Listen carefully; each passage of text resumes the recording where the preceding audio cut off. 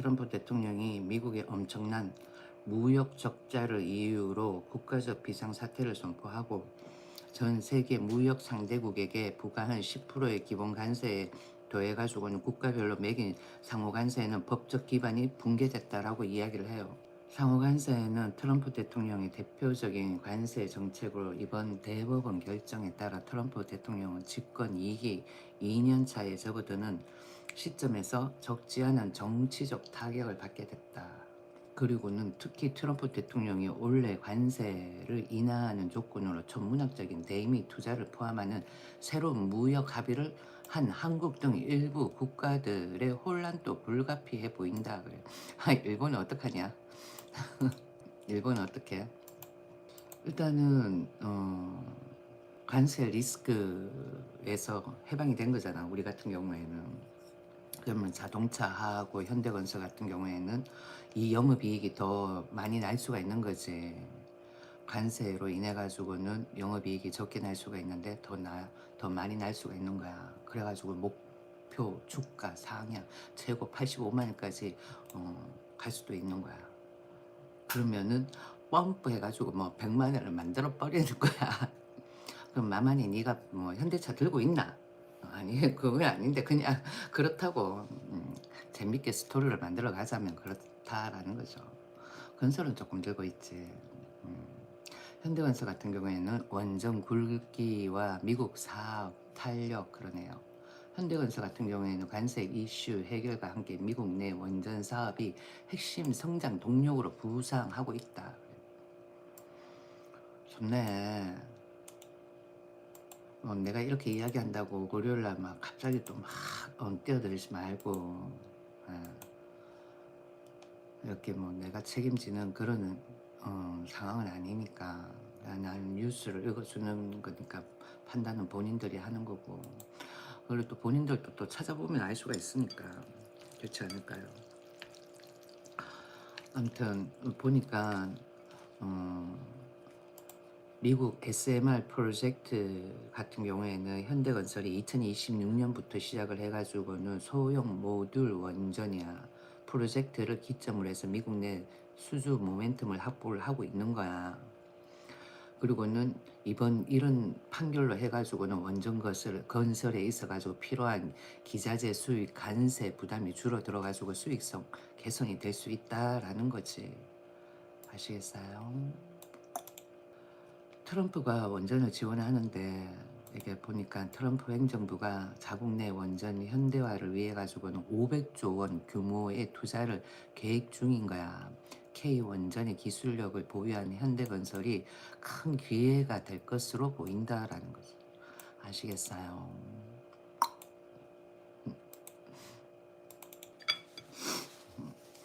철강하고 자동차 쪽으로는 현대차, 기아고, 철강, 금속 그러니까 현대제철, 포스코홀딩스 그 다음번에는 반도체 및 IT 쪽으로도 개선이 된다. 삼성전자, SK하이닉스 뭐 다 그렇다라고 이야기를 합니다.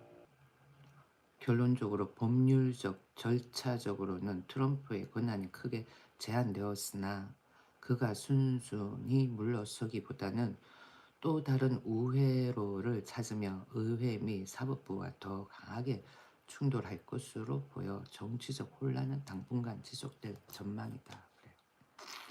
백악관에서 판결 직후 동부 표준 시간으로 해가지고는 오후 12시 45분에 대통령의 공식 입장 발표가 있다 그래요.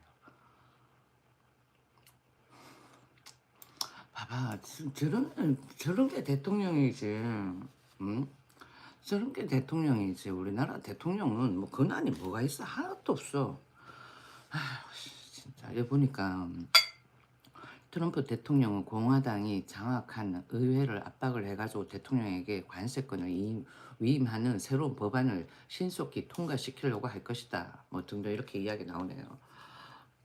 판결 직후 24시간 이내에 시작되었으며 향후 1, 2주 내에 실질적인 관세 유지 방안이 구체화될 것이다. 만약에 반박을 한다 이렇게 나온다 그러면 무역법 301조야. 보면 무역법 338조 등을 근거로 해가지고 관세를 재부과하는 방안을 즉시 검토를 하고 있다 그래요. 뭐 쭉 나오네. 무역 확장법 뭐 이런 것도 있나 봐. 국제 비상경제 권한법이 아닌 대통령 권한이 더 공고히 인정되는 무역 확장법 232조 그래. 무역법 301조 또는 아직 사용된 적이 없는 무역법 338조 등을 근거로 관세를 재부과하는 방안을 즉시 검토하고 있다 그래. 아 그리고 저기 뭐야 신라젠 있잖아요. 그 찌라시 뿌린 사람이 누군지 나 알아냈어. 나와 익명이라 그러더라고. 저게 어떤 찌라시였냐면은 보니까 유사한 시기에 활동한 일부 유튜브 채널에서 투자 정보나 전망을 다루며 언급된 사례가 있다라는 거야. 그리고는 관련 커뮤니티 종목 토론방, 그러니까 종토방이지. 그러면서 찌라시를 뿌렸다라는 거야. 거짓 찌라시를 너무 많이 뿌린 거야. 그래야 신라젠에서는 법적으로 대처를 하겠다라고 이야기를 한 거지. 보니까 찌라시나 확인되지 않은 정보는 자본시장법 위반에 해당할 수 있으므로 정확한 정보는 금융감독원 전자공시 시스템이나 신라젠 공식 홈페이지를 통해 가지고 직접 확인하시는 것을 권장합니다. 되어 있잖아. 저기 어디야 신라젠에 보면 공시 있거든요. 게시판에 이런저런 뉴스 같은 거 정보를 올려놓는 거야. 그거 보면 되는 거지. 괜찮다라고 이야기를 하는데 나도 그거 다 보고는 그러고는 괜찮다라고 이야기를 하는 거거든요. 그냥 그런 게 아니라. 그러니까 그런 찌라시를 하나로 해가지고는 종목이 출렁일 수가 있거든. 괜찮다라니까요. 그러니까 신라젠이 2월달에 하락하는 게 그게 보니까 1월달에 급등에 따른 기술적 조정과 추가 상승 모멘텀 부재로 인해 가지고는 그렇게 조금 떨어졌다라는 거야. 3월 24일 날 애들이 공시를 내기로 했거든요. 근데 뭐 중간에 한번 뭐 좀 좋아질 것 같다 등등 그런 이야기를 조금 언급을 하면 좋은데 그런 그게 없었던 거야. 그래가지고는 아 뭔가 불안한데 그러고는 전부 다 손절을 했을 수도 있는 거야. 그럴 수도 있다는 거지. 그리고 찌라시도 있는 거고. 나 있잖아. 신라젠이 공식적으로 2월 중 특정 내용을 공시하겠다라고 사전에 약속하거나 예고한 바는 확인되지 않는다라고 그러잖아.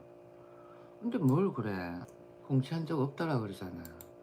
2026년 2월 5일 매출액 또는 손익구조 이거 30% 이상 변동 공시 제출했고 루머에 대한 공식 입장 2월 19일 이야기한 거야. 상장 유지 모니터링 대상이라는 추가적인 제재가 있을 것이라는 소문은 가짜인 거야. 그래가지고 신라젠 측은 경영 및 사업 활동이 계획대로 진행되고 있으며 상장 적격성 실질 심사와 무관하다고 밝히며 허위 사실에 선을 그었다라고 이야기를 하네요. 그러니까 보니까 얘들은 별 볼 일 없겠지라고 생각을 했는데 봐보니까 그게 아니니까 고의적으로 조금 싸게 사보자 싶어가지고 찌라시를 뿌린 것 같다는 생각도 드는 거지. 여기 보니까 또 향후 데이터 발표 계획, 사측 관계자는 인터뷰 등을 통해 가지고 원래 2026년 임상 진행에 있어 가지고는 속도에 맞춰 가지고 두세 개 실험군의 데이터를 도출해 발표할 계획이라고 언급한 바 있으나 그 시점이 반드시 2월로 명시되지는 않았다라고 그러잖아. 그래 나도 그렇게 알고 있거든요. 전부 다 찌라시 거짓말. 대한민국은 저런 거짓 찌라시 저런 그게 문제라는 거야.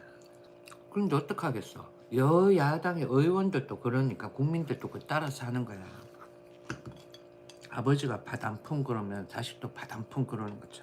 민주운동하고 있는 그런 세력들 난 별로야. 뭐 대학 나오면 안 가? 나도 4년째 대학 나왔다.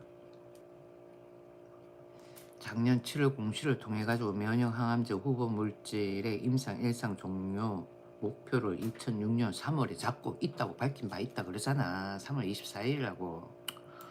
아무튼 진짜